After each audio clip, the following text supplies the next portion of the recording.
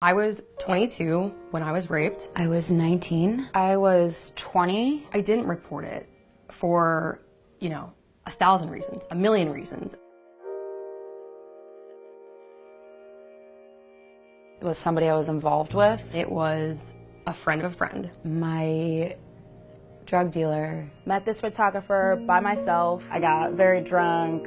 I met some guy in this bar. He started trying to kiss me and I said no. He takes my left leg and raises it on his shoulder. He went to put his hand in my panties and I tried to kind of deflect his hand, and that's when he slapped my hand away. I blacked out.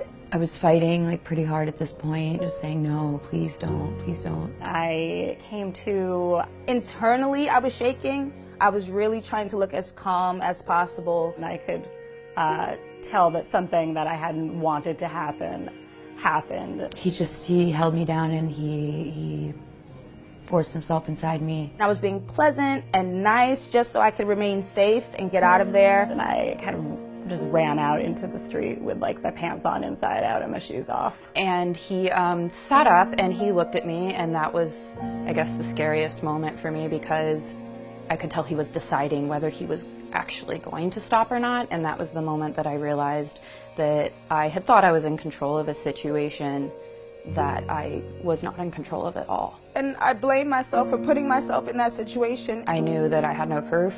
I could hear people's judgment saying, well, why did you do that? It was your fault. I was still in physical pain from this and sitting there going, oh, well, no one's gonna believe me. It was my word against his. Everyone was just gonna go, this girl just, slept with this guy and changed her mind. I wasn't the perfect victim.